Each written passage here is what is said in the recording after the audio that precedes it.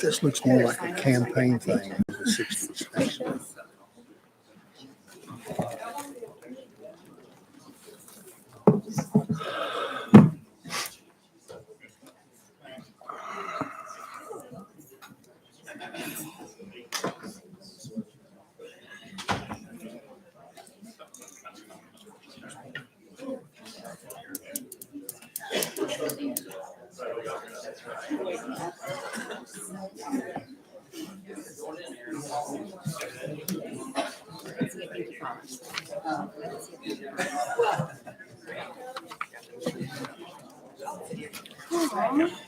Now,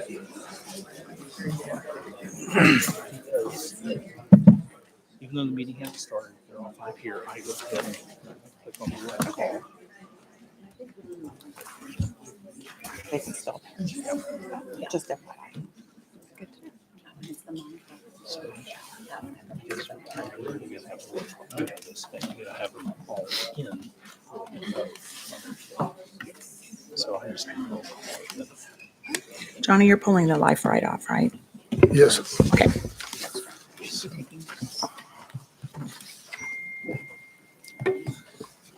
MP. Call the Broken Arrow City Council meeting to order. We have invocation by Pastor Conley.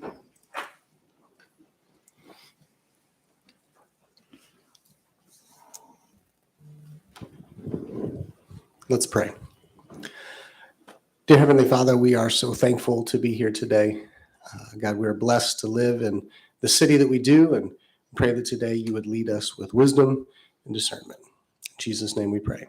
Amen. Amen. Thank you, sir. All right, roll call. Ford, Here? Udi, Here. Parks, Here. Gillespie, Here. Wimpy. Here.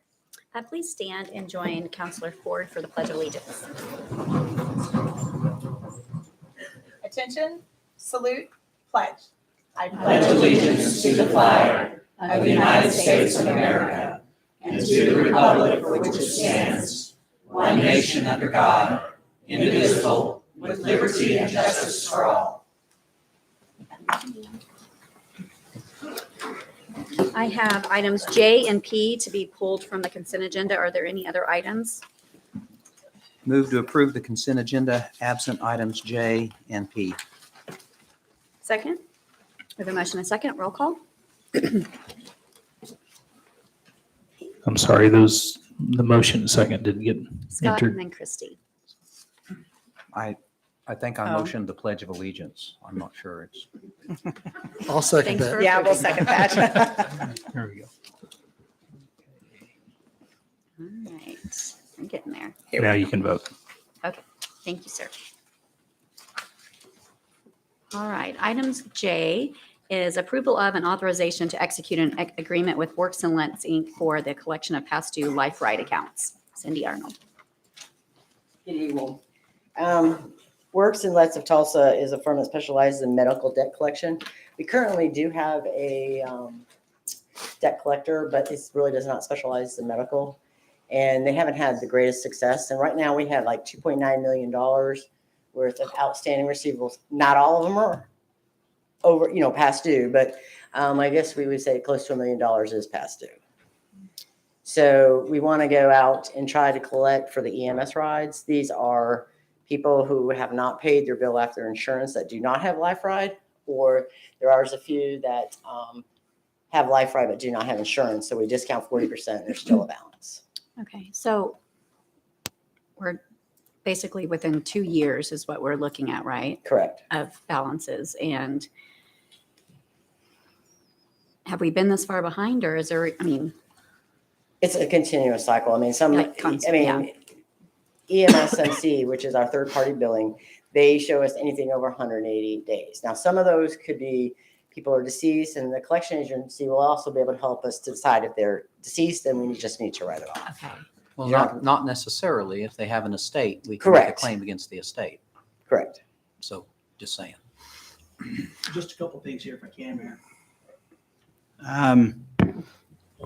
We have Life Ride, and those folks that sign up for Life Ride, we bill them for the services, and then if there's anything that's over, then we cancel that of money, and that was how the program was established. And there are, as you know, several thousand, actually probably about 12,000 customers that have chosen not to participate in Life Ride. So that means if they need to call for service, then we bill their insurance, and they pay, and what's left over they're responsible for. And quite frankly, the last 2 years been difficult. We've delayed trying to increase our rates to cover certain costs, and so it is a large amount. But I was a little uncomfortable at the time, actually having to get someone to come in above and beyond the way we're trying to collect, because these are our citizens. And so to me, I'm a little bit passionate about trying to take care of our folks, but at the same time, the services are rendered and they have the choice to be a part of Life Ride, and they didn't choose to. And so I feel like this is the best way to move forward and to collect the funds as a result of the services that were rendered. Well, while I agree, these are our citizens, at the same time, the rest of the citizens didn't agree to subsidize their ambulance ride. I appreciate that. Yes. And so I think we need to bend over backwards to work with people, give them payment plans, do everything we can, but at the And same we time. do. We're I know we very, do. very flexible. All people have to do is call, and we set up a payment plan, and we have a payment plan as low as $25 a month. And we have people that pay there. I think there's a couple of maybe $10 a month. It's all they can afford, and they pay every single month. Yeah. And we're going to work with them. And also, the citizens shouldn't pay for people who are outside Broken Arrow that don't pay their bill. I definitely agree with that. Because some of these that are outstanding are people who don't live in the city, and we have charged them, and they just ignore us. Now they can live, as long as they live within our fence line, they can live outside the city and purchase Life Ride. Correct.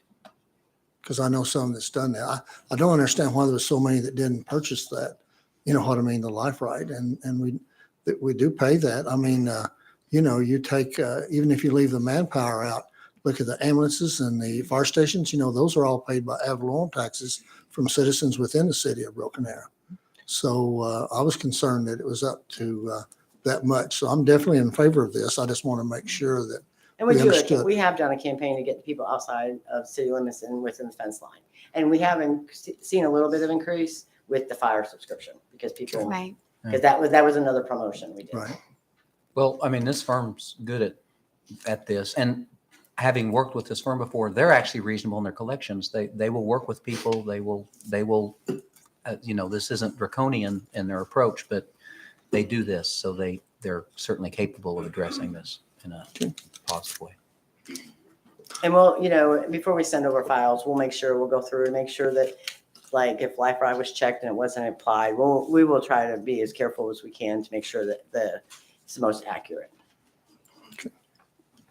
Any further discussion? No, I make a motion that we approve item J. Second? We have a motion and a second. Roll call.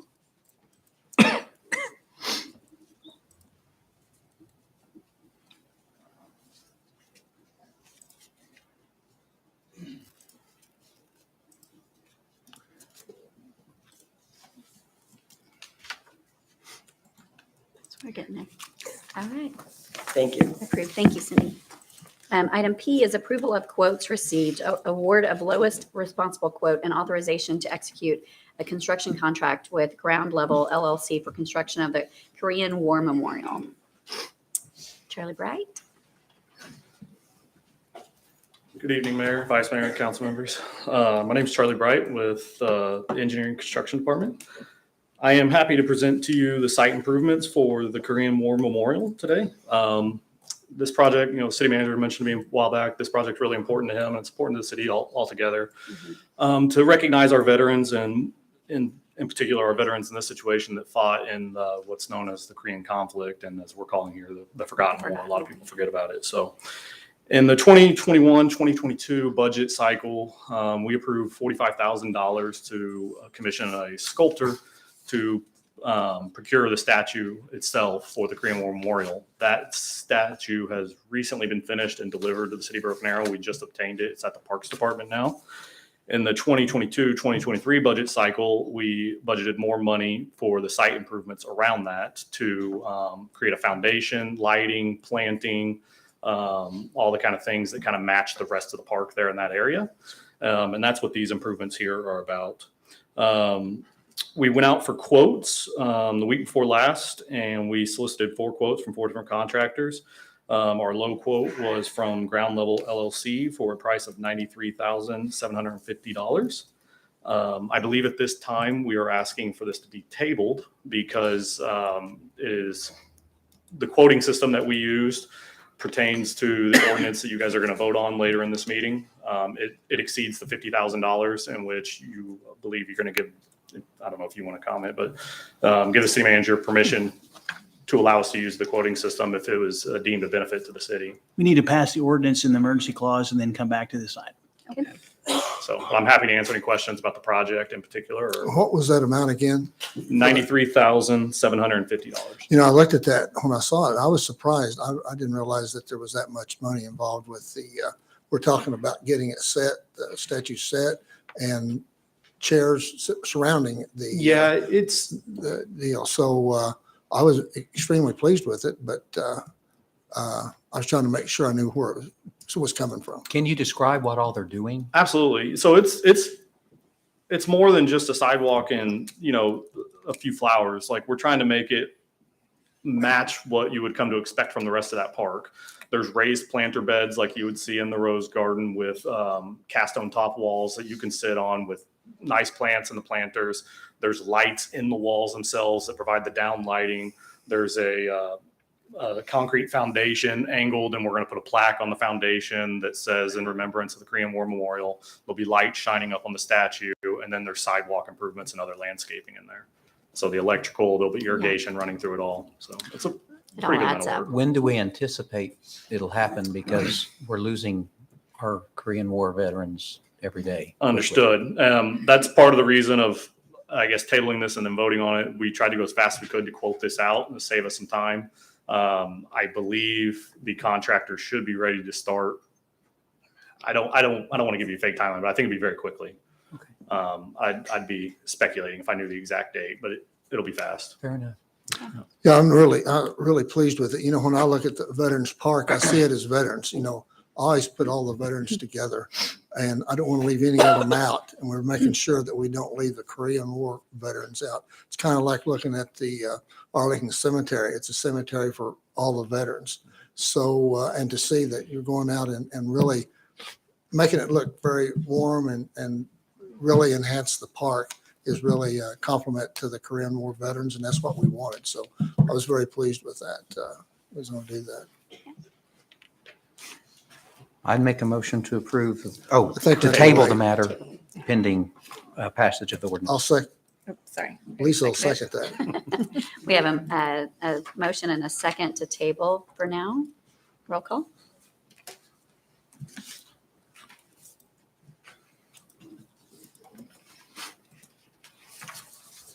Thank you. Okay, thank you, Charlie. All right, item 7, public hearings, appeals, presentation, recognitions, and awards. 7A is recognition of Keep Broken Arrow Beautiful's 2022 Affiliate of the Year, Keep Oklahoma Beautiful Award. Jerry Schubert. Well, I love this because I'm not asking for money. This is like the best for me. I actually get to introduce the folks who put us on the map with Keep Oklahoma Beautiful, and that's our team here at Keep Broken Arrow Beautiful. So I'm going to invite Sharon up to present the award and to talk about her team a little bit, and then I get to bow out, which I love. So Sharon, Thank if you you. would. Thank you, Jerry.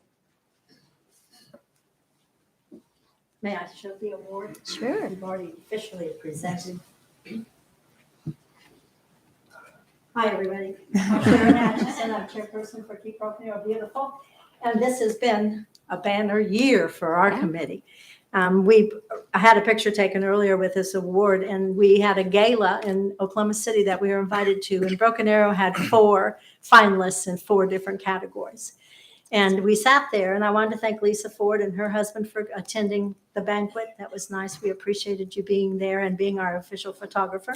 And they began talking about the different awards, and we had an award for the Voyage Project, which was the walk through the solar system that's now installed on 61st Street. KBAB was the 501c3. We were asked by this wonderful group of retired teachers if we would be the 501c3 to accept the tax deductible donations, and then guess who got to sign the contracts stating that we would have this, and they had to raise $50,000. And I told my husband, I said, if something happens to me, it's part of the estate. I think that we'll be paying that off. But I wanted to take time, and people see my face, but I want you to see the faces of the board. Would everybody on the board please stand?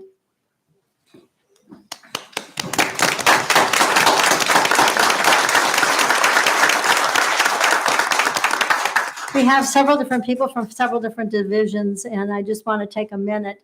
We have Gary Percival. I don't know if I can move that. Yeah. Gary works with New Solutions, and he has been on the board for several years. Phil Hink is with the Parks Department. He is a representative of the city. Dale Durain is a board member, and Mandy Cole is board member. Beverly Forrester and Courtney Scott. Courtney Scott. I'm sorry. Courtney is a brand new member on our board. She's our new treasurer. Works at First National Bank. Hey. So thank you for the board members. They are the ones. I told them, I said, every one of you has a piece of this award, because if it weren't for them, we wouldn't have it. Then you have another group of people who are the boots on the ground.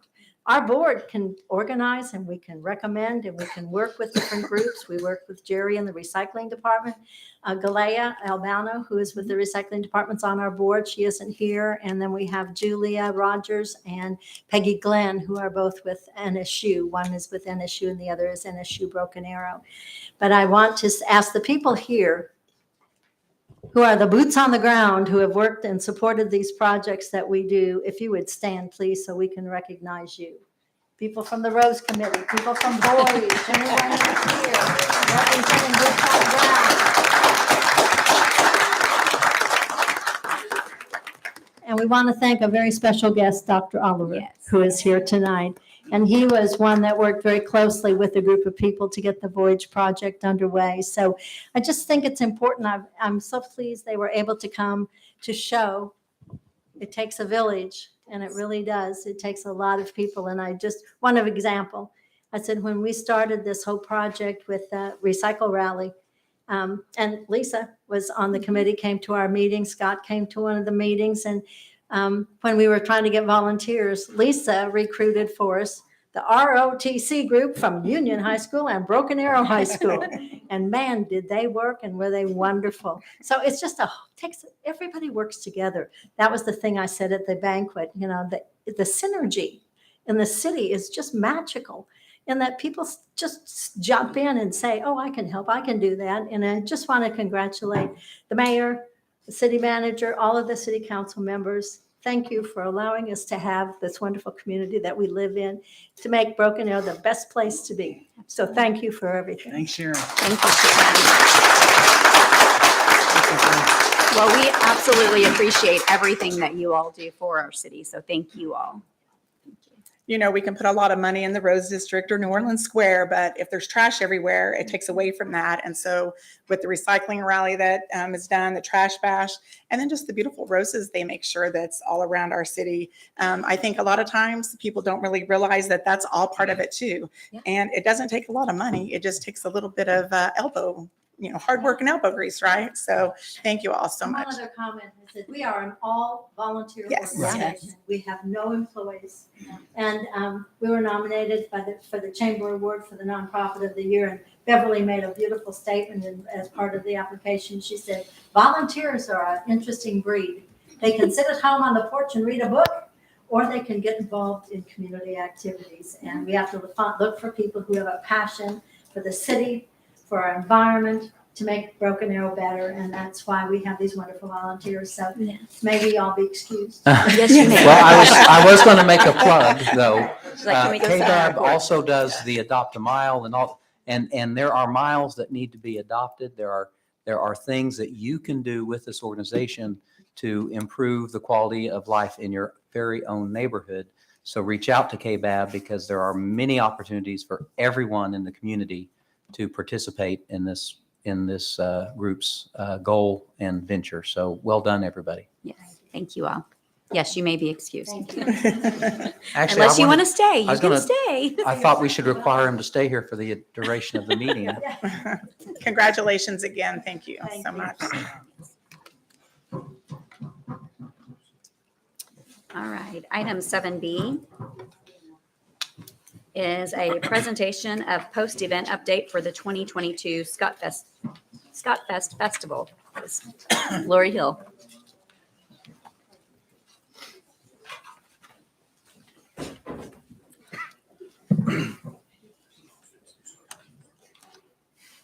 Good evening, Mayor and Council. During the November 14th council meeting, there was a request for anybody that received grant funding from Visit Broken Arrow to come back and provide a follow-up, because they do the follow-up reports to the Visit Broken Arrow board, but council had expressed an interest in also having some of those groups come and provide their follow-up reports. So we have two groups here this evening that are going to be giving you their post-event summaries.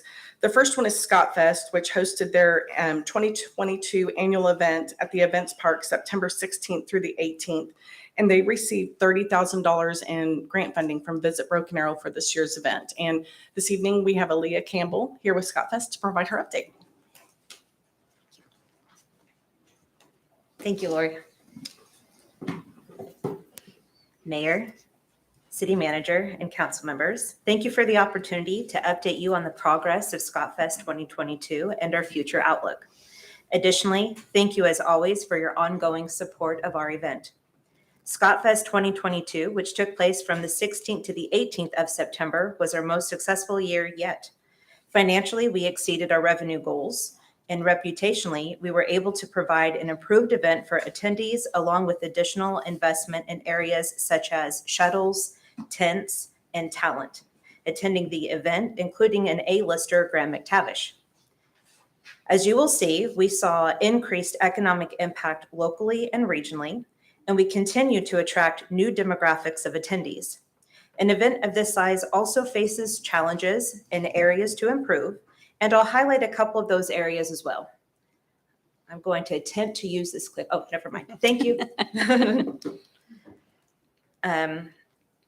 Including where we require continued support from the city and the local community. So some specifics. We had over 45,000 attendees. That's a new record. Specifically, Saturday of the event was our largest day ever. We believe roughly 20 to 25% of our attendees came from the city of Broken Arrow. While this is a great showing of support locally, it also means that thousands of our attendees are coming from parts of Green Country, Oklahoma, or neighboring states, bringing tax revenue and other economic benefits to local retailers and hoteliers. This is a trend that we saw begin during COVID, and in no small part due to the work of the City Council and willingness to open up the city as quickly as possible.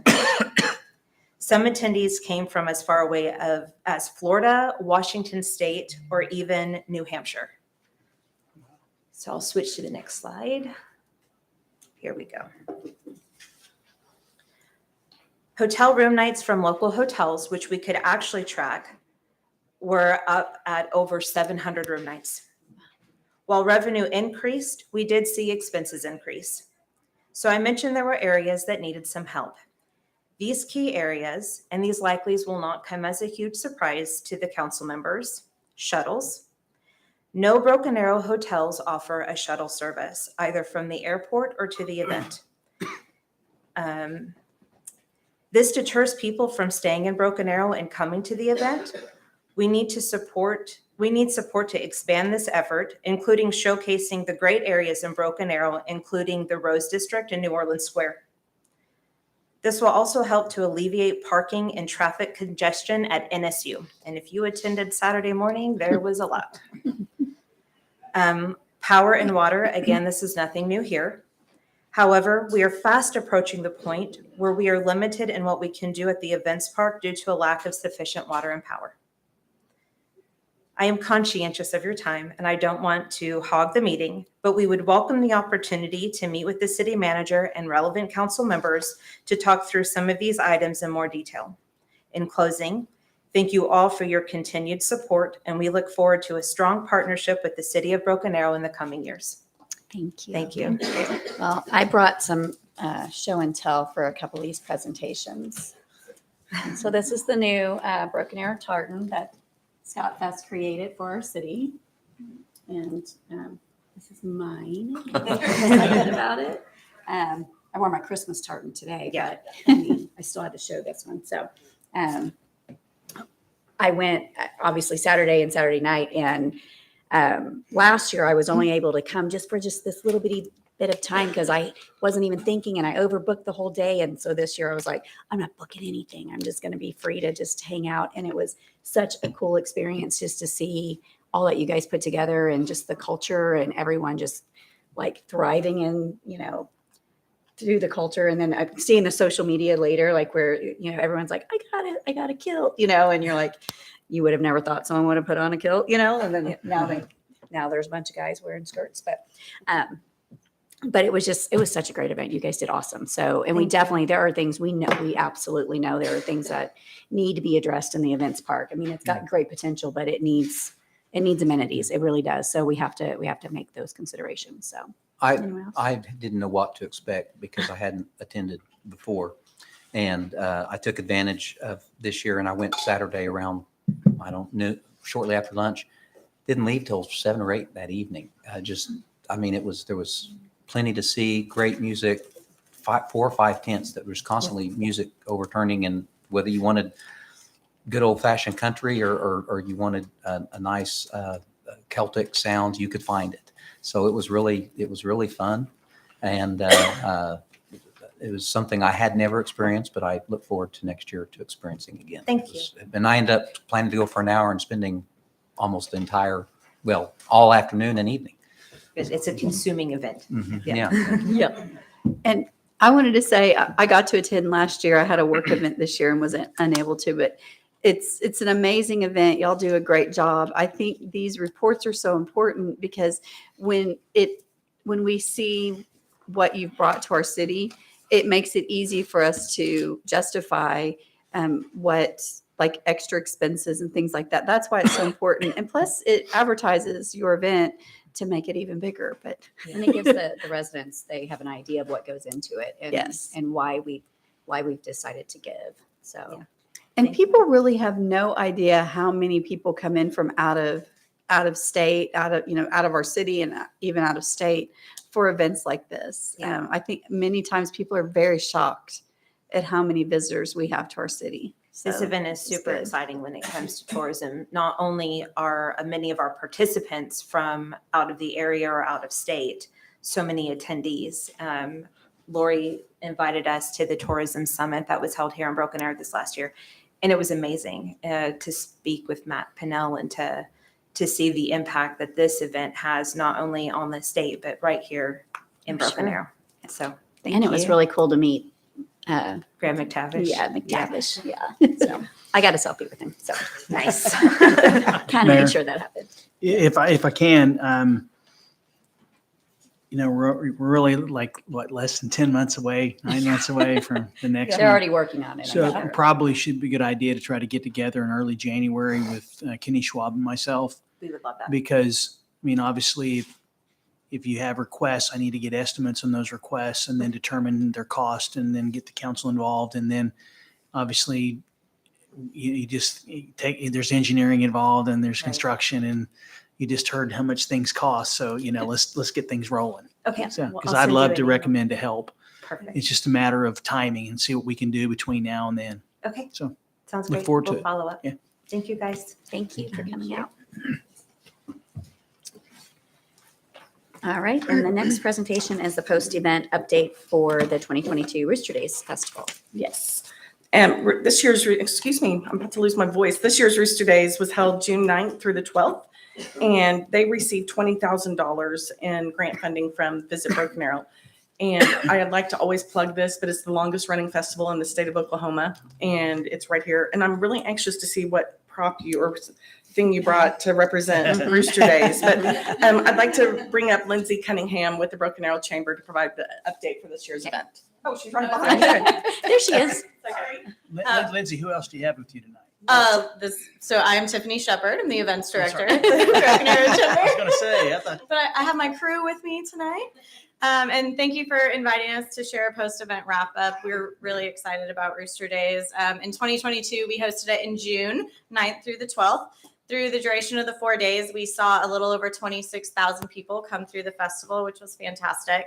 And they got to enjoy every facet of the festival. We had over 250 run participants, 80 parade participants. Our entertainment lineup ran through the duration, and we had over 18 different bands and artists that came to give everybody a show. And they got to experience a lot of different vendors. So we had 9 total food vendors and over 100 vendors combined between indoor and outdoor that everyone could experience, which was wonderful. Okay, see if I can work technology here. Maybe not. No, there we go. Okay, so something we're really excited about. That was kind of a brief wrap up of 2020. Very successful festival for us, but we're really kind of looking forward to the future for 2023. And we're getting back to a lot of the tradition of Rooster Days. It is the longest running festival, and we're excited to really hone in on that. So we're back to new May dates, which is fantastic. Yay. It'll be the 18th through the 21st. Which we're very excited about. And we have a new carnival joining us this year as well. So Mitchell Brothers Amusements will be bringing lots of rides and festivities and kind of expanding throughout our footprint there at the park. So we're really excited, or at the community center. Let's see if we can get the next one. And then kind of back to tradition, we're going to hone our entertainment schedule down a little bit and go with some themed nights. So get back to bringing in the Broken Arrow Show Choir and the jazz bands and kind of doing a local community night and reaching out to them. And then maybe a red dirt night and a rock night to try and hit all the different demographics that Broken Arrow has for us. So give everybody a little bit of that. We're going to try and expand our indoor vendor area as well to give more opportunity for people to come join us as vendors and also more vendors for people to enjoy while they're there. And then, of course, a big thank you to the City of Broken Arrow. We couldn't do it without your guys' support and funding for this event. And we look forward to our partnership moving forward. All right, thank you. That's all I have for you. I didn't bring any props. It's okay. It's okay, because I did. So someone found this. It's from 1969. Oh, how cool. And they found it in an estate sale, and they brought it to me. And so the vice mayor thinks she should get it because she was born in 1969. I wasn't even thought of in 1969. So, thought you were my friend. I was born in 72. So, but in the little bag also were all these really cool old pictures from the ledger from like really 1950 and so 1956, 1979. So I just thought I should probably bring them and share them. So. Yeah, that's fantastic. Love to see it. I'm sure Clarence could identify everybody. I on bet he could. that. Yeah. Not that he's old. That's not what you're saying. He was just a young man then. Yes. Oh, right. Yes. Well, thank you, Tiffany. Thank you very much. Thanks, Tiff. Thank you. And real quick. So it will be back in May this year, right? Yes, ma'am. Okay, that's really We're exciting. confirmed. Okay. Yeah, you're back in May. Yay. We're all set. Yay. Thank you. Yes, Rooster Day is definitely our longest running. Was this year the 89th or the 90th? No, this was the 91st. 91st. It'll be the 91st. Oh, we are. It'll be the Time flies. 92nd. My granny's birthday. Yeah, that's what I Yeah. remember. Okay. It'll be the 92nd. And since I'm involved to some degree, I may have been the one who pushed us back to tradition. You know me. I like it. We like that. Very Thank good. you. Thank you. But you wasn't at the first one though, right? I wasn't at the first one, no. He also wasn't. I was just trying to make sure. Yeah. Because he's Make younger sure I than me. understood. Yeah, I have more in common with the 1979 pictures than I did with the 1954 pictures. And I think in 1930, let's see, this is first would be 1931, I think was the Yeah. first one. Yeah.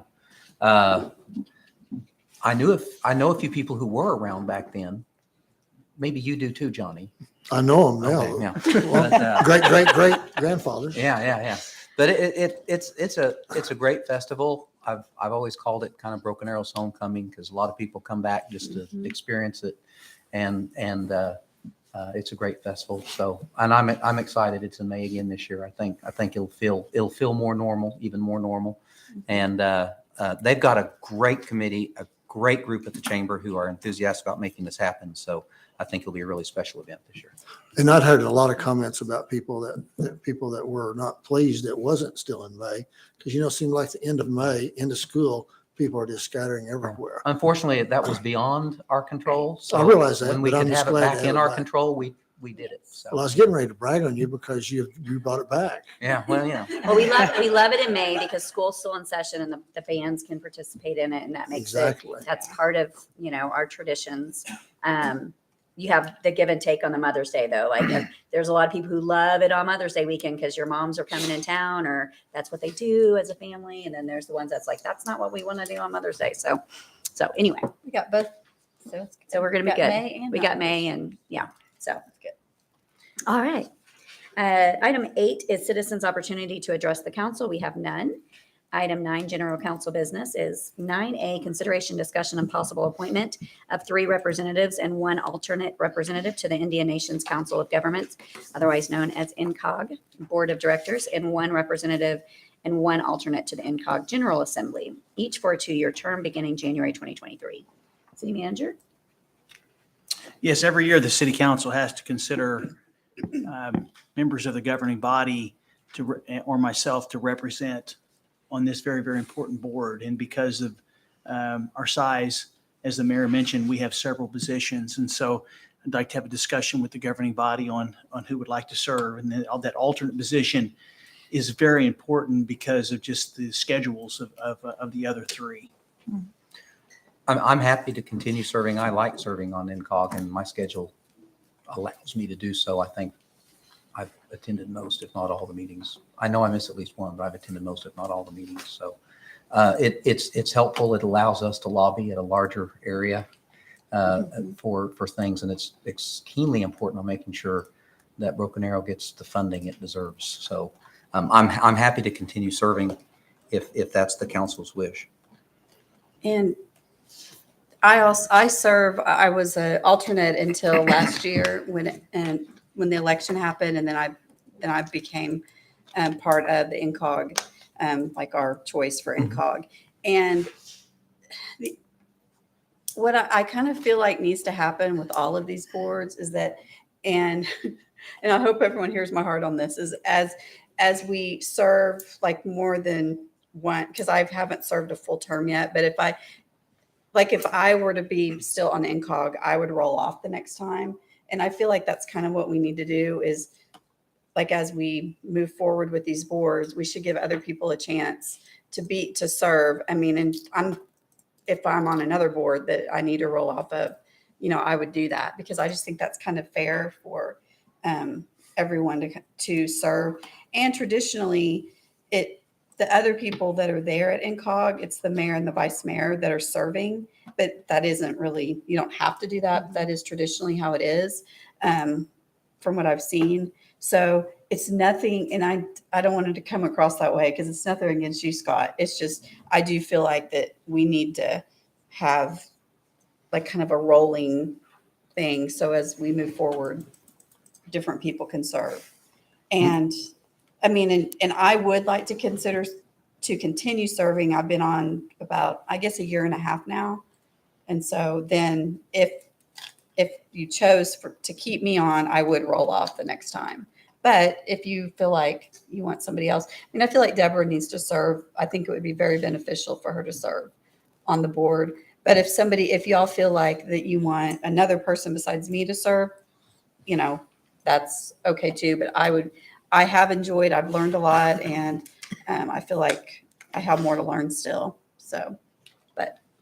Well, and I do have an interest in it. And it kind of aligns sometimes with our mayor's luncheon. That's kind of before that. And I always keep it on the calendar because I am the alternate. And I think it really has only been maybe one time that you weren't able to make it, but it was like too soon or too late in the day for me to make that meeting. But so I wouldn't mind serving, but anyone else? Well, I don't have any real feel on it. I've served on the board several times over the years.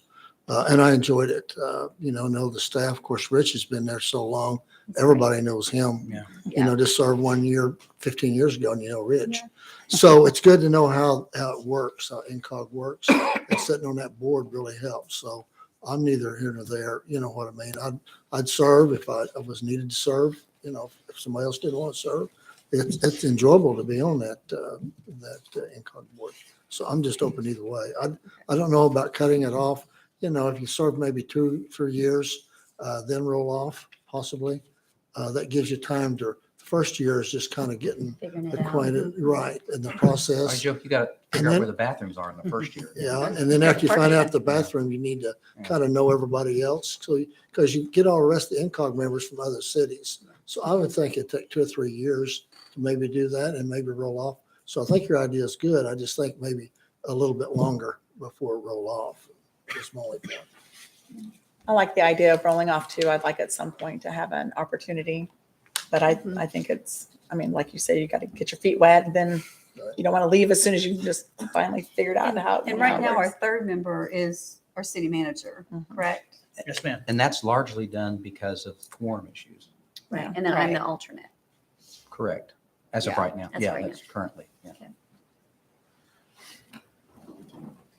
So. I mean, it doesn't matter to me, but I think there's also something respectfully to be said for having institutional knowledge and ongoing knowledge of what goes on and being able to go into something and understand it and not have a learning curve, like you said. I mean, it's the main reason a lot of these choices are made is because who can actually attend the meetings for scheduling issues. So that's, I mean, it's important, but it also dovetails. One of the other reasons it's with my work with National League of Cities on the Transportation Committee, because so much of what they do, INCOG does, is transportation issues. It allows me to work on some of those things. But I mean, whatever the council's position is, it's not a hill I'm going to die on. But I certainly respectfully would disagree with the need to roll off. I don't think that's always necessary. I think it depends on what it is and what we're trying to accomplish as a council. Well, I know I can't get the institutional knowledge if I am not a part of something. This is true. Well, I still say that it doesn't hurt, especially, have you been on the? You know what I mean? That it makes it nice to serve. I think it really needs to we need to roll off enough to make sure everybody is familiar with staff at INCOG, how INCOG works. And while you're putting the input, you're actually voting for the city of Broken Arrow, Right. but you're learning about all the rest of the city. So I think the idea of letting the newer counselors serve on there, you know what I mean, would be great. And suggest maybe next year that would look into that if Scott wants to serve. But I think rolling off every 2 or 3 years, I don't know what you want to put it in, or you just want to Maybe do it the because we term, since just. that's 4 years. The terms are 2 years. Yeah, the terms are 2 years. So it'd be two terms. Yeah, Two because I terms. haven't been on a term yet. Yeah, I still say it needs to be a little bit longer than 2 years because you just So maybe really, 2 terms. I think But- maybe but 2 not that that has terms, to be set, but and then you would roll off. That would be 4 years. I think that would be, would that be satisfactory to you all?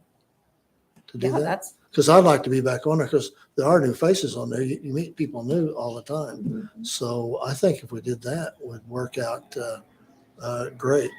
And Well, I guess we could nominate Johnny and Lisa, the newest ones, to go on.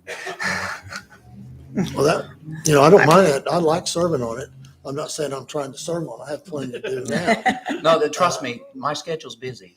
It's Yeah. there's sometimes when they So, say, "Can you do this?" And I think that we'll agree that we'll roll off, maybe make it 4-year terms if the city manager keep track of that and roll off. But except for the city manager, since. Right. Yeah. He needs to. and I don't know that we need to set that. I mean, that's a great idea. I Right. mean, but I mean, I think it's not just INCOG. I mean, I think there's other boards too that it could apply to. So, well, a lot of the other boards have a rule on there anyway in their bylaws that you Right. can only serve so long anyway. right. So I think that I think my goal would like to see Lisa get on there as soon as possible, just to see how it worked, and do that. So, That'd be the and main I mean, thing. I would like to be on there, so maybe Lisa could be alternate if that's a I'd thought, be fine. or, That'd be fine. I don't know. You really get broke in with you're an alternate. You're voting on something that you have You have no no idea. clue. So I really do think that that's a good idea to have, take turns doing that, because it really gives that particular councilman it's beneficial to the city of Broken. So who's the members now? You three are members? These three, and then I'm the alternate. Yeah. You're the alternate? Oh, right now. Mhm, Yes. Currently. And you Yes. okay with being alternate and the mayor at the same time? I wouldn't be alternate. I would be a member, right? So if, Well, no, I mean, depending, I don't know. I mean, I'm what confused by the I, question. What I would propose, it would be me, the mayor, and Lisa be the alternate. Well, me, the mayor, and Michael Spurgeon be the three. be the three, and then Lisa be the alternate. And then I would roll off after this, and whoever, Lisa would come on, and then we could have another alternate. Or whatever. And rotate that. I mean, it wouldn't be set in stone because we could always vote on whoever.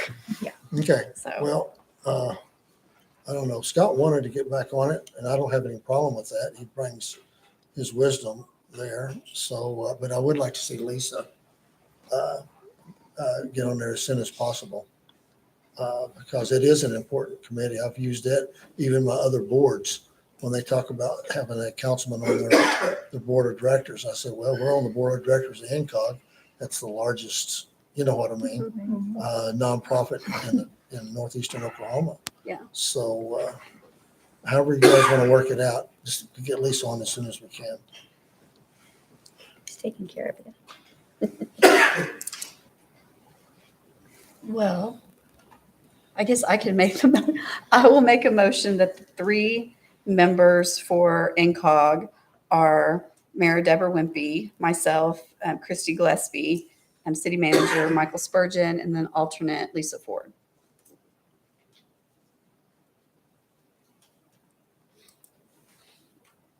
Second. All right, we have a motion and a second. Roll call.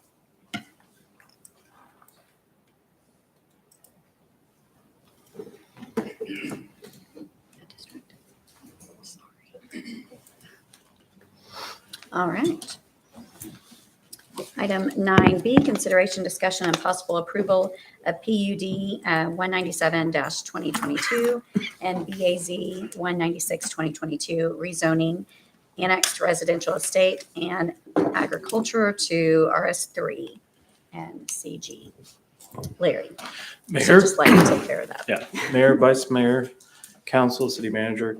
This is a request to rezone property from A1 agricultural and ARE annexed residential estate to CG and RS3 zoning along with a PUD. The property is located at the northwest corner of Florence Street and 9th Street.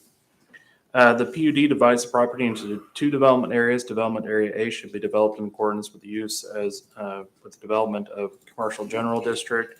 Development Area B shall be developed in accordance with RS3 zoning districts as required by zoning code, except for minor amendments that are outlined in the PUD.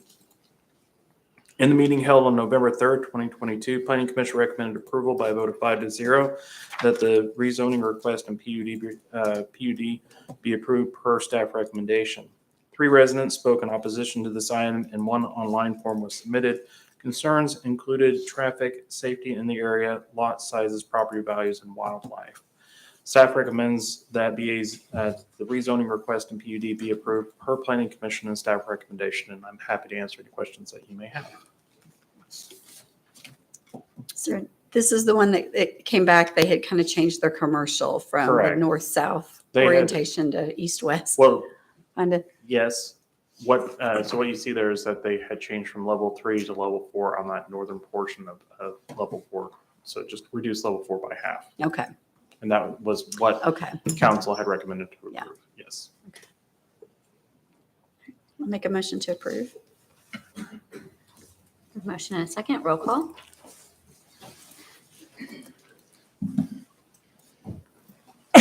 Thank you very Motion is much. approved. Thank you, Larry. Mayor, if I can, and don't throw anything at me, but I think you need to go back to item A because there was also the General Assembly that needs to be voted on as well. That's true. That does have to be addressed. Oh, So right now, that's Vice Mayor and is the representative, and I believe I'm the alternate. That's correct. So that can be any councilman, is that correct? Uh-huh. And who is the representative right now? Vice Mayor. Christie. Okay, remind me what this is. Well, the NCOG is structured, the board does the month-to-month regular business. Mhm. The General Assembly meets once a year and is the Oh. overriding governing body, somewhat sort of like the membership versus the board.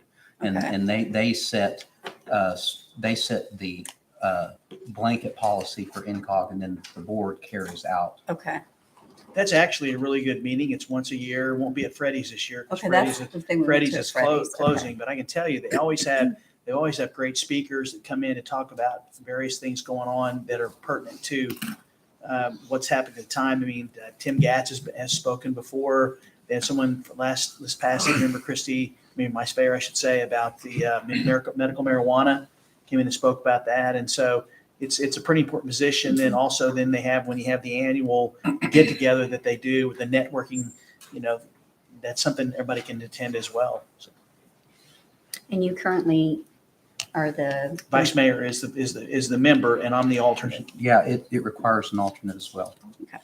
Okay. And I believe that has to be On me. the legislative text, it says that you're the member and that Christie is the alternate on And the general. the assembly. legislative text is accurate. I think Okay. that's been. But, And I'm fine with like whoever. I mean, that it was an interesting meeting and So For if you're- Johnny if you're- was our delegate for several years. Right. So Scott, would you like to be the representative, serve on that? That's fine. Okay, why don't, I'll make a motion that you be the representative and city manager be the alternate for the General Assembly. And they are good meetings, but they only meet once a year. Yeah. Okay, I just thought it was not. Well, they in the past, they've invited all of the council members, right. but only the actual member of the House of Delegates can vote on agenda Okay. items. And then I'll look forward to somebody rolling off in 2 or 3 years and I'll get back on it. Thank you.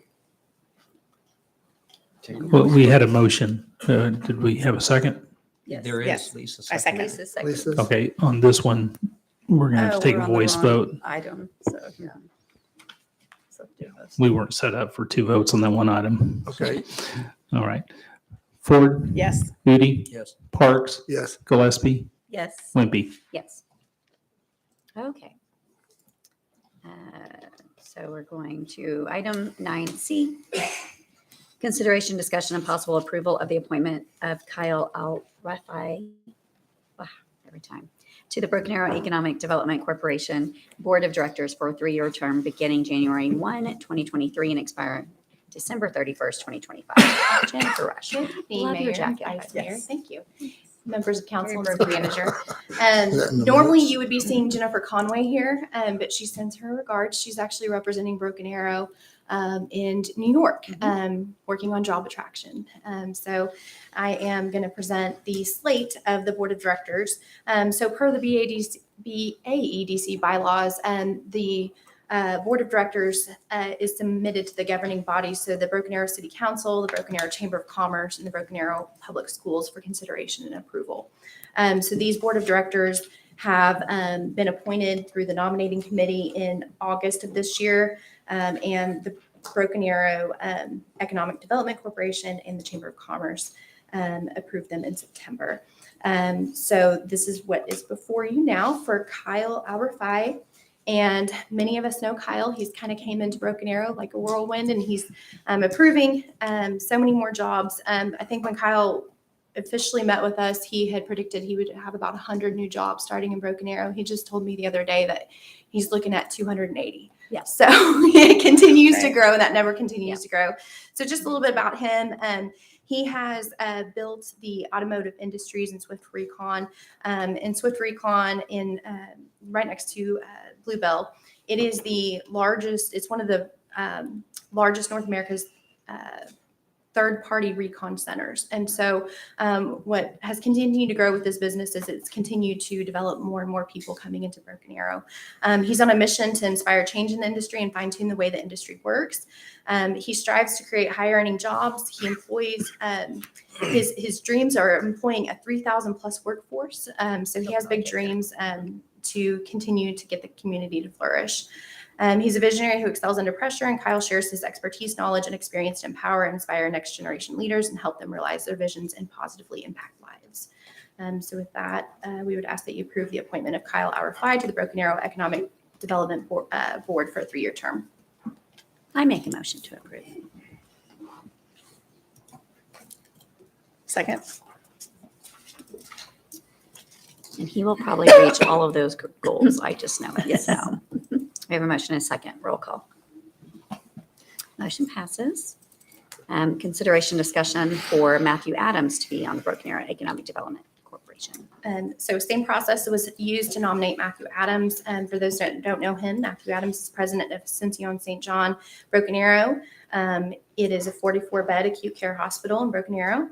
He's been in this role since June of 2022. And he's responsible for quality patient experience, growth, and outreach, planning regulatory functions, and the financial performance of the hospital. So he spent 6 years within the health system and 4 years with Regional Care Hospital Partners, a for-profit hospital management company that was headquartered in Brentwood, Tennessee. So prior to his career in healthcare, he spent 6 years with International Business Machines, IBM, as a territory sales representative. So a lot of experience in the business world as well. So with that, we would ask that you approve. Yeah, Mayor, if I can, I'm very excited about this because I've always felt like your hospital administration should be a part of what's going on. So to see Matt volunteer to be on the EDC, they're actually doing expansion there. And I plan on mentioning Matt and what's going on there because, Ascension stepped up when the hospital that we had decided to leave the community, and they've made a major investment. They're continuing to make that investment. I think it's great that he's decided to participate. So I'd hope that you'd consider him. I move to approve. Yeah. Looks like we already have a motion and a second. Roll call. I didn't have anything else to add about Kyle. Kyle, I mean, if you'd be around Kyle one time, and he just exudes energy, and even though he hasn't been here that long, it's like he's been here forever in terms of his commitment to Broken Arrow. Absolutely. All right, and the final one is item 9E, consideration, discussion, and possible approval of reappointment of Greg Graham. So Greg Graham, many of us know, he's been around forever, but he also serves as the treasurer of the EDC. He's CEO and chairman of the board of the First National Bank and Trust Company. He's third-generation banker in Broken Arrow's oldest business, and serves as chairman of the First National Bank of Coweta, where he began his career in 2002.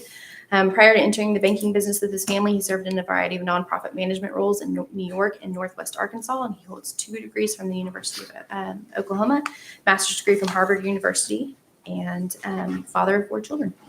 And it's so great to have him back involved. I've known him long enough. I've known him long enough to know he won't be offended by the fact that you said he's been here forever. I got to know his dad a little bit back in 2004.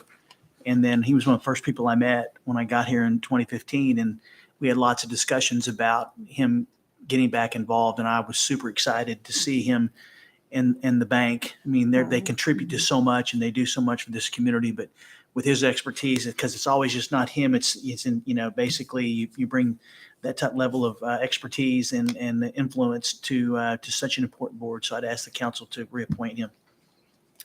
We've already got a motion and a second. Roll call. His dad was a real leader in the community also.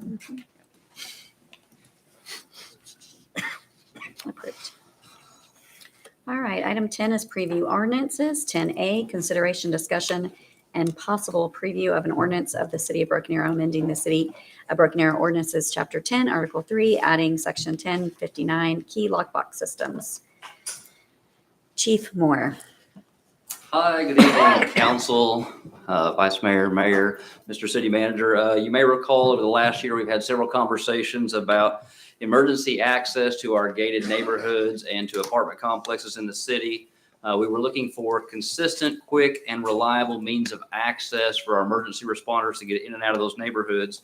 We had several public meetings. We've had a lot of internal conversations with the police department, legal department, city manager's office. And based on our council's input, the citizens' input, our neighborhood meetings, and our staff, we brought forth a ordinance recommendation or ordinance today for your consideration. The ordinance would require a keyed lockbox system on all newly developed and existing residential neighborhoods that have the gates and multifamily locations within the city, such as apartment complexes. The existing gated residential and multifamily locations will have 1 year from the passage of the ordinance to actually retroactively come in and put the Knoxbox or the lockbox system on. The cost for the installations will be on the responsibility of the developers or the existing HOAs or property owners. And the ordinance will ultimately be managed by the fire marshal's office, working closely with community development. At this time, the only emergency response units that will have the keys to get into those neighborhoods and multifamily dwellings, apartment complexes would be the fire department. And that was after a lot of consideration of some obstacles with the police department and securing the keys within the patrol cars, as well as some Fourth Amendment considerations and a significant cost to the city. Other portions of the existing ordinance will remain into effect. So if for some reason we need to force entry into a gated neighborhood for whatever reason, the city still has a limited liability in that situation. We could force open a gate and because mechanical, even these lockbox systems may fail from time to time, and we won't incur any liability for that. So we would recommend a preview of the ordinance and set for adoption at the next council meeting. One question, Mayor, if I can. Jeremy, just update the council on the plan. Should council decide to go forward and make those that don't have something, how would we give notification and just follow up on that a little bit? Yes, sir. We've been in contact all year long with these HOAs that have these locking gates, community meetings, and we have most of their email addresses and cell phone numbers for the HOAs. So we will send out a letter to all of these, all of the communities, letting them know that this ordinance has gone into place. So they'll have to maintain and upkeep their existing, and all of the new people will be notified. All the existing owners that have to put them on will be notified that they'll have to do so. The time frame to do it. So it's their cost? Yes. Okay. Make a motion to preview the ordinance and set it for adoption. Second. Real quick on something, do we get with the HBA to make them aware of this ordinance for developers and such, or? We will. We will, okay. Thank you, sir. All right, and 11B is consideration, discussion, and possible approval of an emergency clause for ordinance 3755. 11A. Oh, you are correct. Who said that? It was like a voice of God. 11A. I was like, wait a minute, emergency clause already? Consideration, discussion, and possible adoption of an ordinance. Cindy Arnold. At the last council meeting, ordinance number 3755 was tabled because we wanted to add one more exception. And we had talked about there was currently 7 exceptions in the section, but we wanted to add an 8th, which read, the city manager may waive the formal competitive bid process defined herein and require that the procedures defined in section 2-26A be implemented in place thereof for any public improvement construction project less than 100,000 where a public benefit may be identified. The term public improvement shall be defined by the Oklahoma Competitive Act. It's just one of the exceptions we wanted to use, and we wanted to add that. So that's why we brought it back to you tonight. Any discussion? Move to approve. Second? We have a motion and a second. Roll call.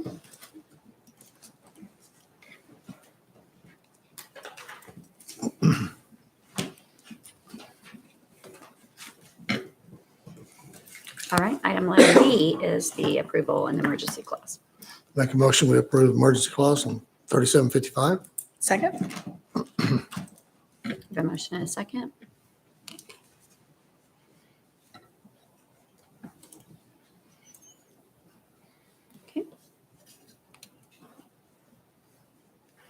Item 11C, consideration, discussion, and possible adoption of ordinance number 3762, ordinance of the City of Broken Arrow Municipal Corporation of the State of Oklahoma, creating the opioid recovery fund for the settlements of the crisis of the opioid epidemic in the United States. Good, I'm not the only one who messes up, because I'm thinking all night, I'm gonna mess this It's a up. mouthful. At the August 1st, 2022, the City Council approved Resolution 1482 to participate in the Jansen, Oklahoma subdivision opioid settlement agreement. The City of Broken Arrow is currently one of the 80 political subdivisions that sued several opioid manufacturing and distributors for damages created with their alleged misconduct and illegal activities in the widespread distribution of opioids in our community. Ordinance number 3762 creates Fund 349, the Opioid Recovery Fund, to restrict the settlements that we received and to make sure that it's a committed fund balance and would only be able to be used with council approval. This is the exact same thing what we did with like ARPA money and the CARES Act money. This is just creating the fund. I make a motion to approve ordinance 3762. Second? Was that right? Is that the right one? Yeah, Yes, you're 62. Motion and second, roll call.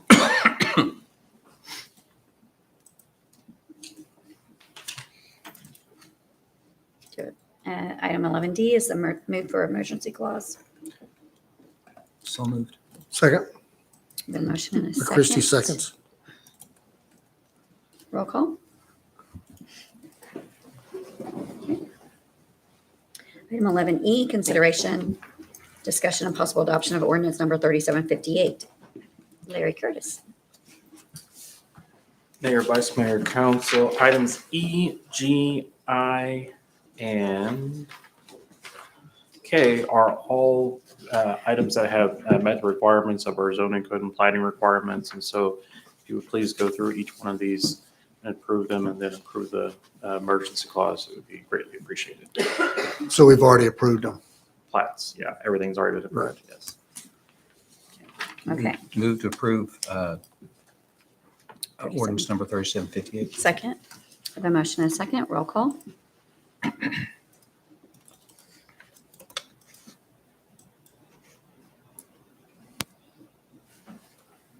F is the emergency clause. 3758.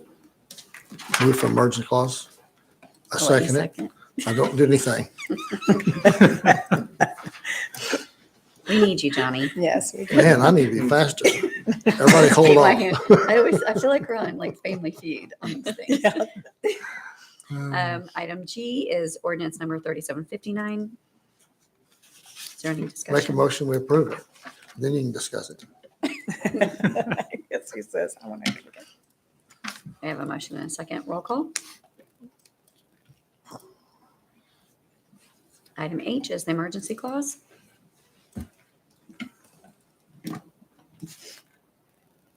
Move for emergency Second. clause. Good job, John. Yes, he's Roll Thanks. call. Not all of my fans. Item I is possible adoption of ordinance number 3760. Move to approve ordinance 3760. Second, And the motion and a second. Roll call.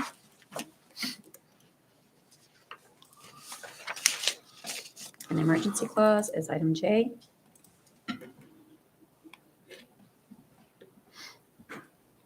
So moved. second. Roll call.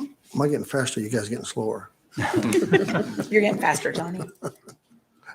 Item 11K is a possible adoption of ordinance number 3761. Move to adopt ordinance number 3761. Second. I have a motion and a second. Roll call. Let me just say, I'm super excited about this item. Long overdue.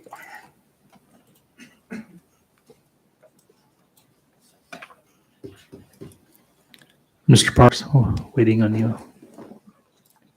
Got it. Okay. Item 11 is Excuse me, Mayor. emergency clause. I didn't get yours recorded. There you go.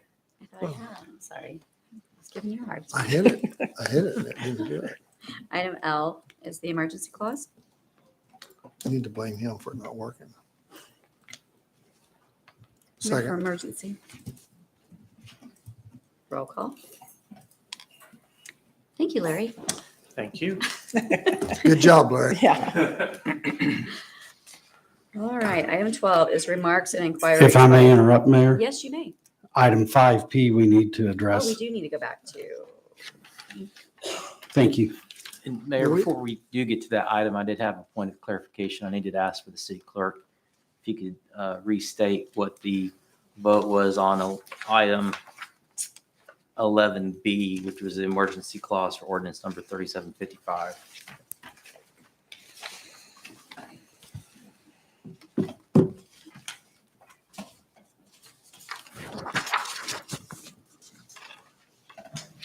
You needed to know the vote on that one? Yes, sir.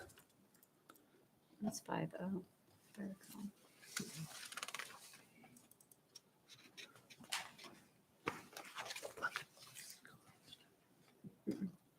Oh, there was one, I think, There's one abstention. was there one no? That was, Which one was that? that was 11A. Oh, I I'm think not there going was to be one- able to there was one go no. back and find it on this screen. We're going to have to Which item? download this. Are you It was saying an that emergency would be- clause for ordinance number 3755. I didn't see if it received the required 3/4 It members. Okay, I just, There was one no vote. okay, I Yeah. appreciate that. I couldn't see it scrolled through too fast. Thank you. I was looking at- okay. but it did pass, right? It passed. I just want to confirm it had 4 votes. It did. I believe it did. Okay, thank you. Yep. Okay, so back to item P. On this one, we will have to take a voice vote. So this is item P, the cost for the, Yes, sir. This is Move the, to approve. yes, the Korean War. yeah, okay, I'd move to approve that one. Second. We have a motion and a second. Roll call. Ford, Yes. Moody, Yes. Parks, Yes. Gillespie, Yes. Wimpy. Yes. Okay, item 12 is remarks and inquiries by governing body members. I was going, you can't really see with my Christmas tartan, my plaid jacket, but I received a little gift from Mayor Booker from Lawton, who is some kind of wonderful, is what he likes to say when you ask him how he's doing. And he is pretty wonderful. But he loves to, anytime someone from Broken Arrow goes to Lawton, and he asks them if they know the mayor, and he makes sure to give them an I Love Lawton pin to bring back to me, which he did yesterday. So he then commented that wouldn't it be great? Wouldn't it be wonderful if you wore that pin at a city council meeting? So I just wanted to, if he's watching, I am wearing his I Love Lawton pin for him because he is some kind of wonderful. So We can always cut that out if we can. just blur it out. Yeah, no, we can actually take that portion of this video, I believe, and actually send it to him. Oh, Oh, yeah, that's what we need to do. That'd be great. I thought you said blur it out in every picture that we were taking. That wouldn't help you anyway. No. And then I just wanted to remind everyone our TED teams worked really hard on events for this Christmas season in the Rose District. So check out the new city app and see all the fun stuff. We had the Grinch there Sunday, and her heart is already swelled. So it's a very loving Grinch, but lots of events in the Rose District. And then tomorrow morning at 10 a.m., there will be a ceremony for Pearl Harbor Day at Veterans Park. So if you're able to attend, that would be wonderful. Anyone else have? I have something. Our community playhouse has a play that is titled Christmas in My Hometown. And it's actually written by people that live in our hometown. I've not seen it. I'm going to go see it on Sunday, but I have heard great reviews. So if you've not gotten your tickets, you may want to check it out. Christmas in My Hometown. And it at the goes community. through for like a whole week, right? I think this weekend may be the last weekend. Oh, really? Okay. Yeah. We went to it, Merle and I went to it over the weekend, and it really is good. It really is good. Just a lot of information in it, a lot of different things you can learn from. It has a good ending to it too, so it's well put together. They did a good job. Awesome. Anyone else? This Saturday, from 10 to 3, I believe, is our holiday festival, craft festival in New Orleans Square. So come out for that. And which Where is it at this year? I know it's like a, So it's going to be in the southeast corner. okay, So just to the south of Come and Go. okay, all right. Yeah, and it's, last year, it was very well attended. And so we had to make it bigger this year. So it's gonna, it'll be a lot of fun. Santa will be there. Yes, Santa will be there, so. And I would like to share the 20th Amendment. And this one, pretty non-controversial. It is the term of the president and the vice president. So, but I thought it was interesting. The terms of the president and the vice president shall end at noon on the 20th day of January, and the terms of the senators and representatives at noon on the 3rd day of January of the years in which such terms would have ended. And then Congress assembles at least once every year on the 3rd day, shall begin by noon on the 3rd day of January. But I thought this was interesting. It was moved, this amendment moved the beginning and the ending of the terms of the president and vice president from March 4th to January 20th, and of members of Congress from March 4th to January 3rd. And it also has provisions that determine what is to be done when there is no president-elect. The 20th Amendment was adopted January in 1933, but the amendment reduced the presidential transition and the lame duck period by which members of Congress and the president serve the remainder of their terms. And it established congressional terms to begin before presidential terms, and that the incoming Congress, rather than the outgoing Congress, would hold a contingent election at Electoral College. So I thought that was interesting because that's what changed it to where the outgoing Congress wasn't the ones that did the Electoral College vote. So It's also interesting. possible, based on that, for a person to serve 9 years, 11 months and 30 days as president, as opposed to 8 terms, because if you assume office as president with less than 2 years left in the previous president's term, you can run for reelection twice. Right. But if you assume office in the first 2 years of the current president's term, you can only run for reelection once. Yes. It's tedious, but I think that's fascinating. No, it is fascinating. That has happened, hasn't it? Did it happen? Yes, well, Lyndon Johnson could have run twice, Okay. but he chose not But he to. chose not to. That's right. Okay. And I think Truman could have too, and he chose not to. Interesting. Any other remarks? Excuse me, Mayor. Mr. Dennis, upon review, there were only 3 votes recorded on that. Okay, so as a point of law, then the emergency clause for 3755 did not pass because it requires a 3/4. Who didn't Who vote? didn't get recorded? It didn't record a vote from Mr. Parks. So it sounds like it might have been a technical issue. I would Yeah. recommend you revote. Okay. Okay, so we can revote on that emergency clause as a voice vote. Yeah.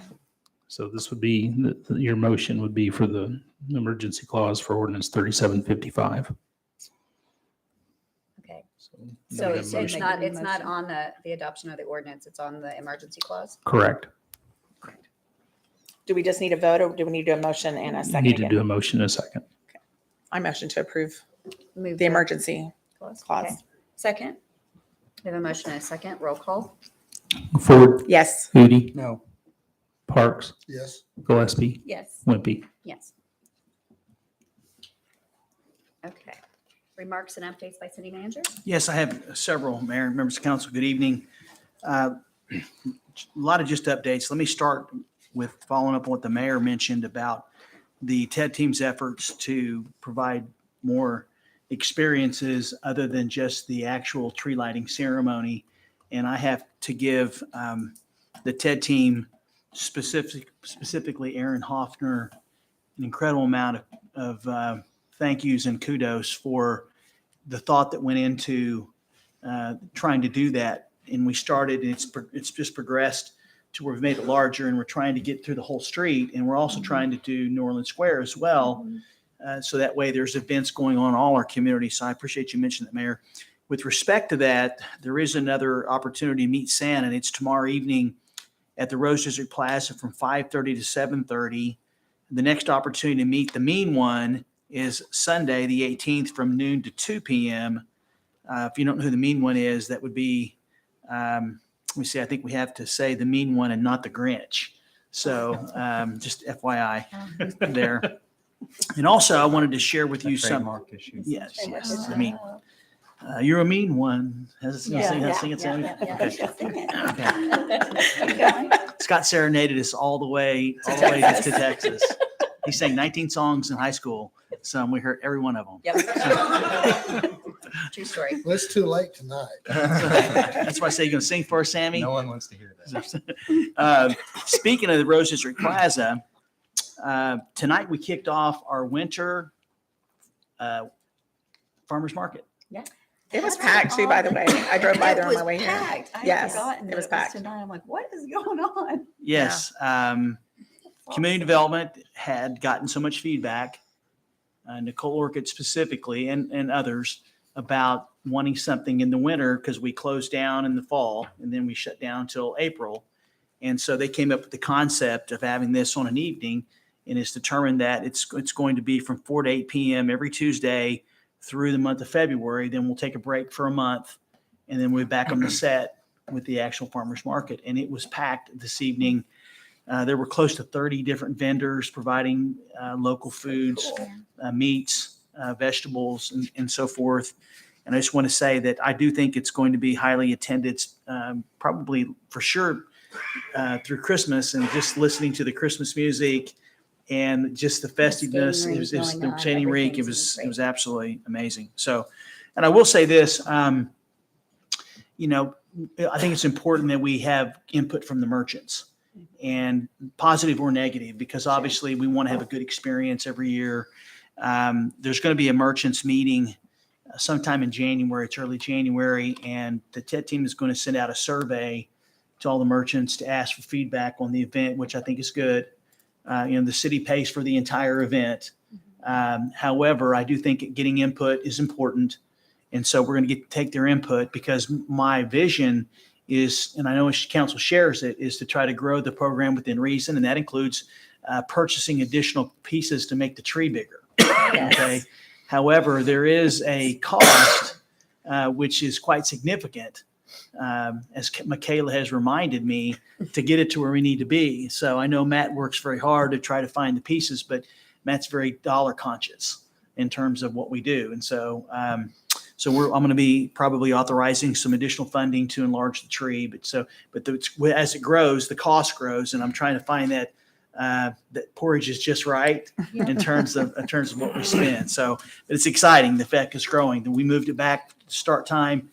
We may even consider closing the street next year because of the number of people. Councilman Nudi had coming from his office. It was packed. He shows up right at the beginning. He was texting me the whole time. I had all kinds of people say, you know, when are we starting? Because the sidewalks were just jammed. So a lot of you start putting cars and people. Were crossing the side streets, and I observed almost 3 people get hit by cars. It's a safety factor. Yeah. We're going to take a look at it. No decision's been made, but I want to make sure that I let you know about that. The next thing I'm going to mention, this is just a FYI. We have decided to rebrand what has been known as the Homeowners Association event, because there is so much involvement by all the departments. And so it's going to be rebranded to the Broken Arrow Community Services Expo.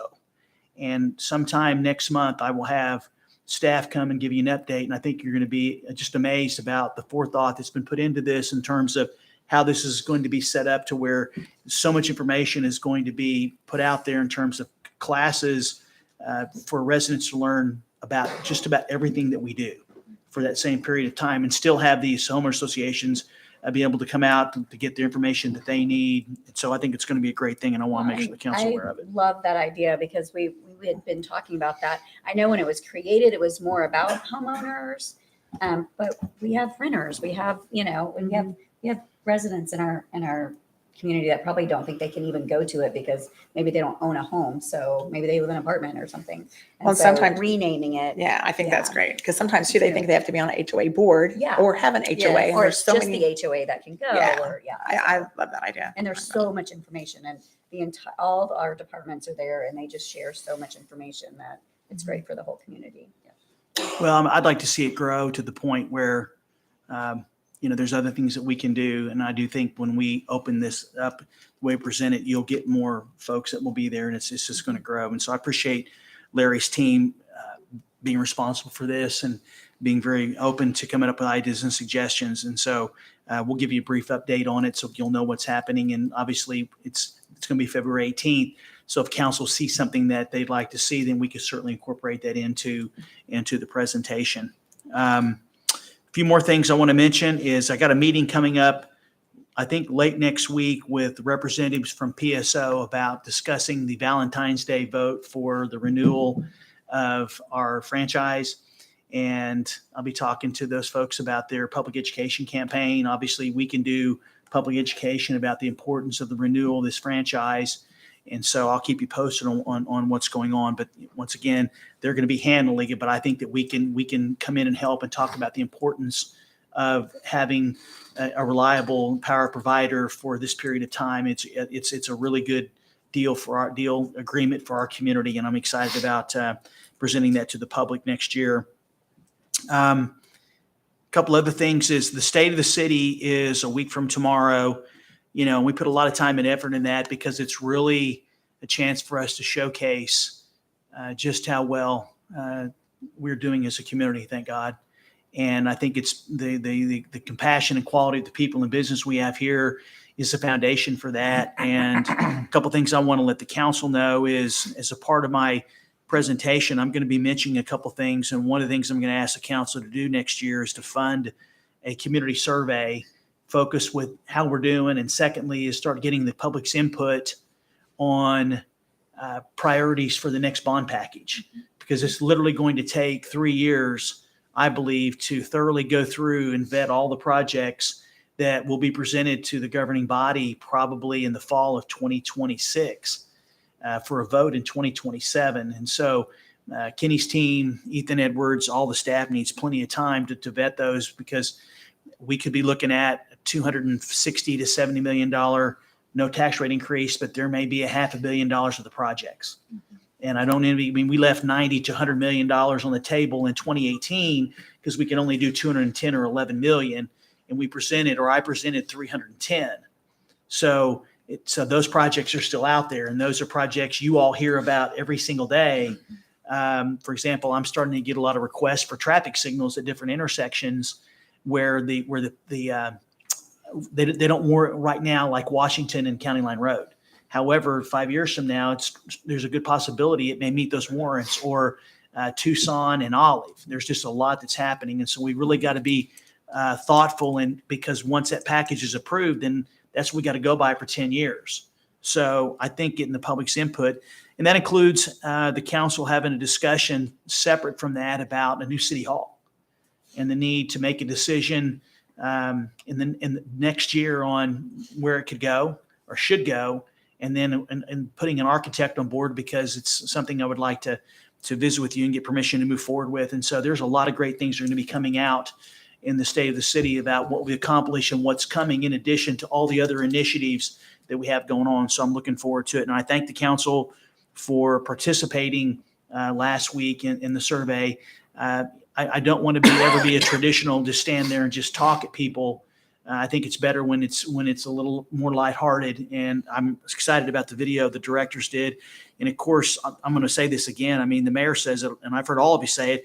We move so quick, and there's so much going on that we forget everything we did in January, February, and March until we see that video, because there's just been so much happening.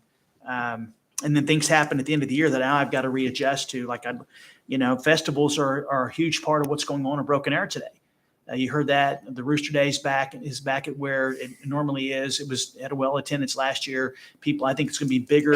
I mean, I just hear from the chamber about the efforts they're making to bring a quality event, so we have something going on, Cinco de Mayo. I could go on and mention everything except Scott Fest. So Michael, excited about that. on the State of the City, are we going to live stream that on our Facebook page? And then it'll be archived also on our website? Yes. Because people have asked me, that's what I've told them. So I want to make sure I was Yes. telling them right. Okay. Yes. Yeah, we'll have it there live.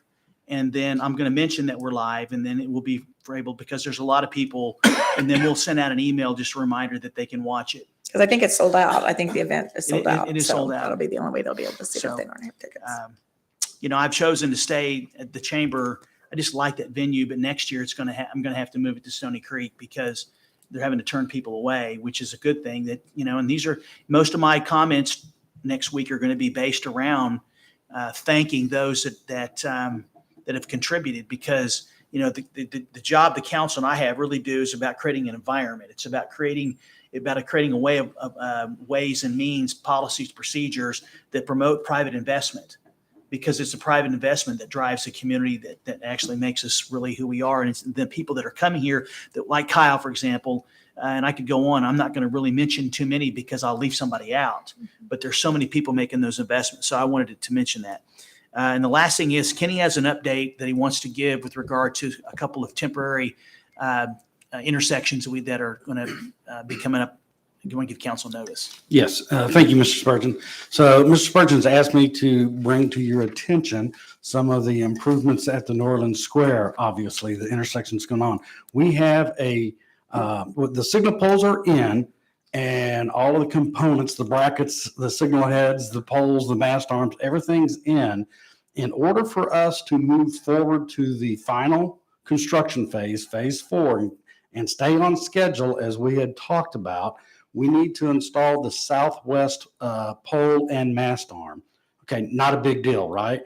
Unfortunately, it is a big deal in this one location. The other corners aren't as critical, but the overhead power is running right across here. And for us to do this, we actually have to work from the opposite side of the intersection a little bit.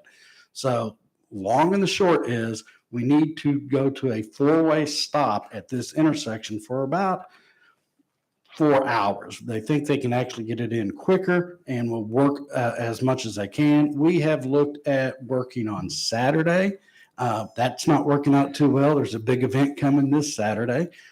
We've looked at pushing it back until school's out. That's December the 19th. I'm in Christmas season already. I don't really want to be working on weekends, causing the merchants even more problems. We've looked at working at night, but because of the power lines there, they're high, the voltage is very concerning here. We don't really want the contractors struggling to see where everything is. So the bottom line is we are looking at going to a 4-way stop, not shutting down the intersection. It's open, but to provide the most protection for the contractor and the traveling public, about a 4-hour period next Tuesday morning from 9 o'clock till about 1 p.m. So that's December the 13th, next Tuesday. We've already coordinated with Broken Arrow Public Schools. We want to alert the council, obviously, and any of the public that's watching. And we will also be reaching out to all the merchants tomorrow in our meeting. So be happy to answer any questions, but we are on the schedule that we have presented. Yeah, the last thing I want to mention, Mayor, is that our guest of the city this time will be our state legislators. I ask most of them to come, but I'm basically invited them because I just, I think we have a good group of folks, and I just want to recognize them and thank them for what they're doing to try to help us raise our ceiling. So. Thank you. We have no executive session. Entertain a motion. Make a motion to adjourn. Second. We have a motion and a second. Roll call.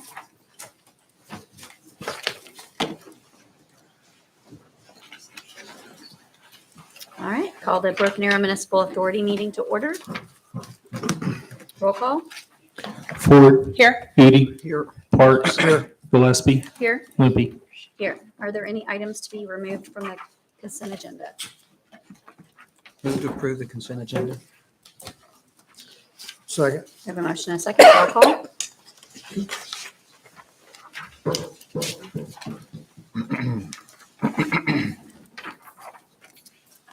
There is no public hearings, appeals, presentations, recognitions, or awards.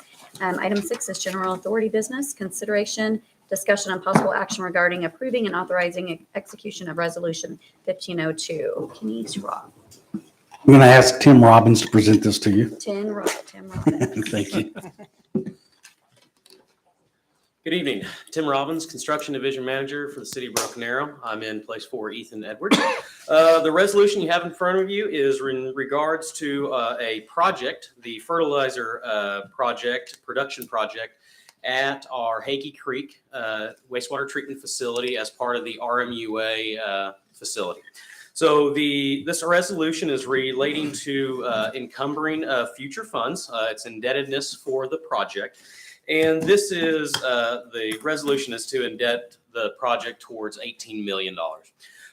What the synopsis here is our engineer of record for the project had the ability to find a USDA grant that is associated back to the fertilizer production that is the main emphasis of this project. So with this grant, it's a 75-25 matching grant. The overall project value is a $48 million project. And the matching funds is a $36 million, which is a split of 50-50 between the TMUA and BAMA contributing funds, and then the $12 million USDA grant. And that is where the bulk of this resolution is to authorize the future indebtedness.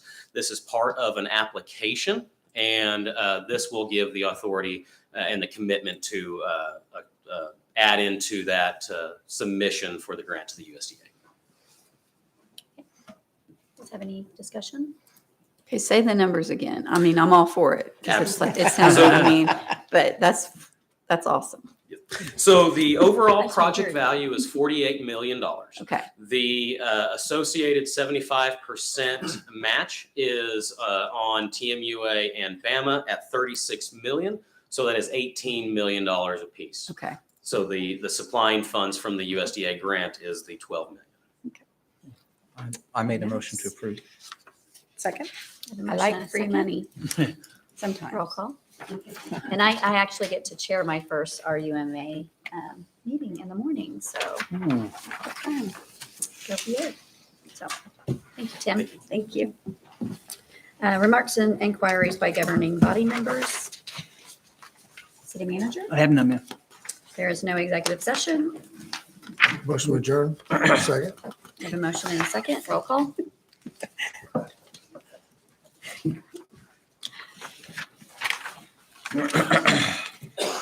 All right, I call the Broken Arrow Economic Development Authority to order. Roll call.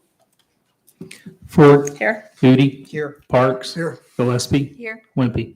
Here. Are there any items to be removed from the consent agenda? Move to approve the consent. Second. I have a motion and a second. Roll call.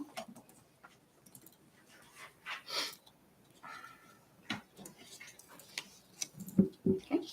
There is no presentations. Item 6 is general authority business. 6A, consideration, discussion, and possible approval to reject all bids for Aspen Ridge Stormwater Extension and find the best interests of the Broken Arrow Economic Development Authority. Best interests of the BAEDA. Oh my. Let's just talk to us. Yeah, we just read it. It's okay, Talk to right? Tell us about it, Travis. Travis. Talk to us, Travis. Good evening, Chairperson, Vice Chair, members, City Manager. Travis Small, City of Broken Arrow, Engineering and Construction Department, Transportation Division Manager.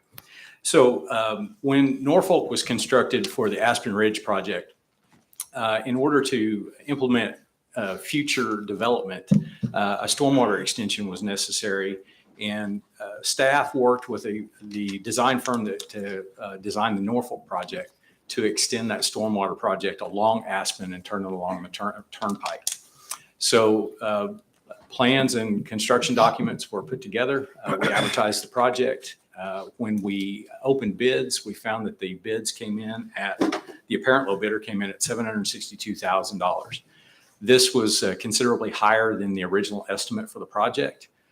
We looked at some different opportunities, and we think that we have an alternate solution. And it is our recommendation to save some money and for the best interest of this city and for the authority, that we go ahead and reject all bids at this time. Is there any discussion? Make a motion, we reject. Second. Give a motion in a second. Was waiting. He waited half a second for you to motion. All right. Thank you, Travis. There are remarks and inquiries by governing body members. I was just going to comment, and since this deals with economic development, that I, along with the mayor, Councilor Parks, and Councilor Ford, traveled to Dallas and Houston this past week to visit innovation districts and ideas there. I know the vice mayor had other obligations. I know she would have added a great deal to it. It was great to get to experience that and see firsthand what other cities have done, learning both what they've may not have done as well as we can, because, you know, we're Broken Arrow, and also seeing some things that could happen. So I just wanted to comment, appreciate the Economic Development Corporation putting that together.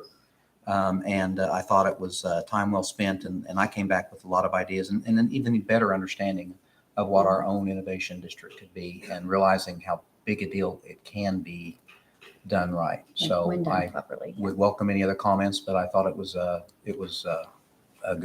good trip to give us some great insight on that. And what did you experience for the first time on the way down there?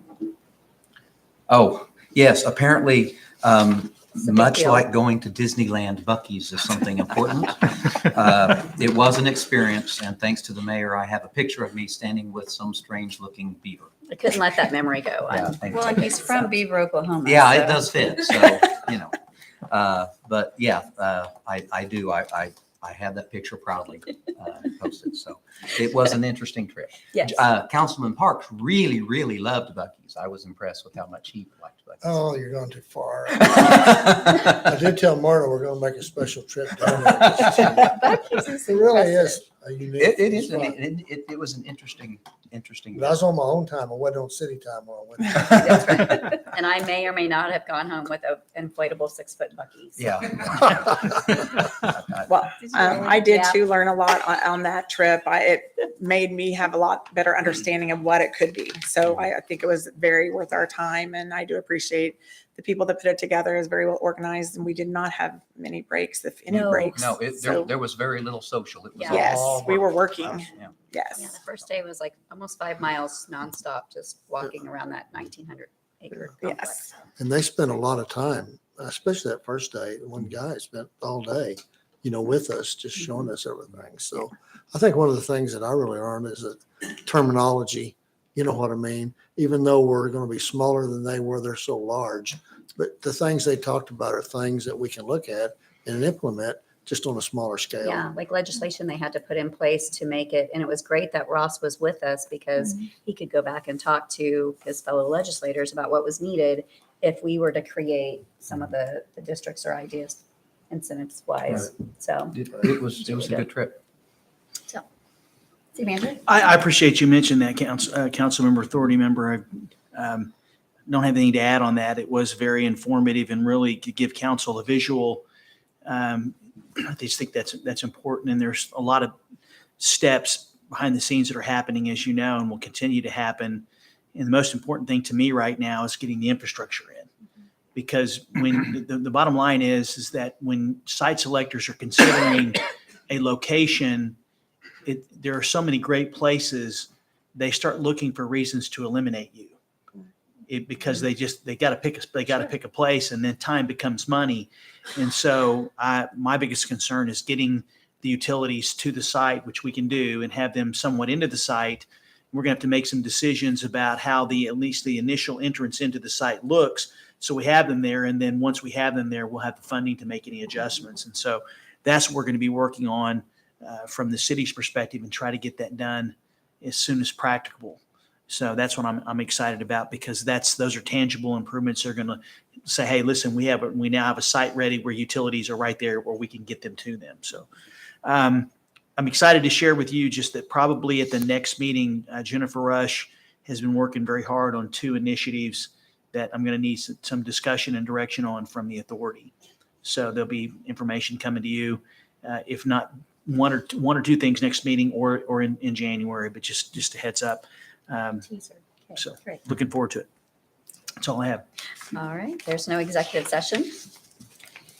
Make a motion to adjourn. Second. We have a second or a motion and a second. Roll call.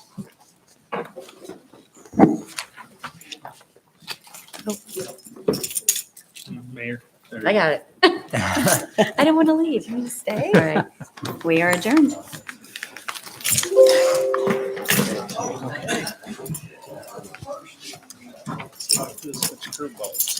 I think it just didn't register.